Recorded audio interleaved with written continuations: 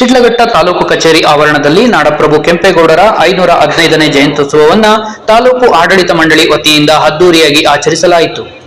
ಕಾರ್ಯಕ್ರಮಕ್ಕೆ ಶಾಸಕ ಬಿಎನ್ ರವಿಕುಮಾರ್ ಚಾಲನೆ ನೀಡಿದರು. ತಾಲೂಕಿನ ಎಲ್ಲ ರೈತ ಸಂಘಟನೆಗಳ ಮುಖಂಡರು, ಕುಲಬಾಂಧವರು ಕಾರ್ಯಕ್ರಮದಲ್ಲಿ ಭಾಗಿಯಾಗಿ ಕೆಂಪೇಗೌಡರ ಪುತ್ಥಳಿಗೆ ಪುಷ್ಪಾರ್ಚನೆ ಸಲ್ಲಿಸಿದರು. ತಹಸೀಲ್ದಾರ್ ಬಿಎನ್ ಸ್ವಾಮಿ ಕಾರ್ಯಕ್ರಮದ ಕುರಿತು ಮಾತನಾಡಿ ನಾಡಪ್ರಭು ಕೆಂಪೇಗೌಡರ ಚರಿತ್ರೆ ವಿವರಿಸಿದರು.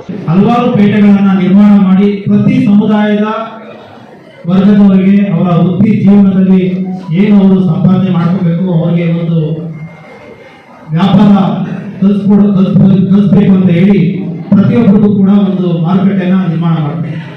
ಸೊ ಅದು ಇವತ್ತು ಕೂಡ ಬೆಂಗಳೂರಲ್ಲಿ ಅತಿ ಹೆಚ್ಚು ವ್ಯಾಪಾರ ಆಗುವಂತಹ ಸ್ಥಳ ಆಗಿದೆ.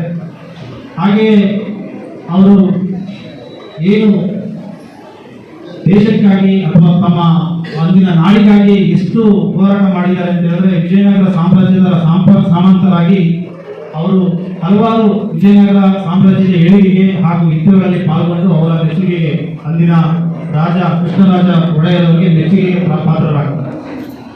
ಕಾರಣಾಂತರಗಳಿಂದ ಅವರ ಸನ್ಮಾನಕ್ಕಿಂತ ಕರೆದ ಅಂತಹ ರಾಜ ಕೃಷ್ಣ ದೇವರಾಯ ಒಡೆಯನವರು ಕೆಲವು ಇವರ ಮೇಲಿದ್ದಂತಹ ಒಂದು ಅಸೂಯೆ ಪಡುವಂತಹ ವಾತಾವರಣ ಸೃಷ್ಟಿಸಿ ಅವರನ್ನ ಜೈಲಿಗೆ ಹಾಕ್ತಾರೆ.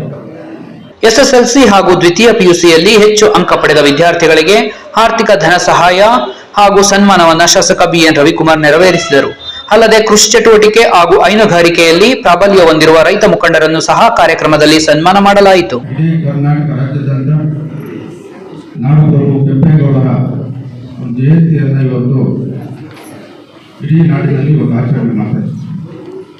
ಇವತ್ತು ನಾಡಪ್ರಭು ಕೆಂಪೇಗೌಡರ ಜಯಂತಿಯನ್ನು ಆಚರಣೆ ಮಾಡಲು ಕಾರಣ ಏನು, ಅವರು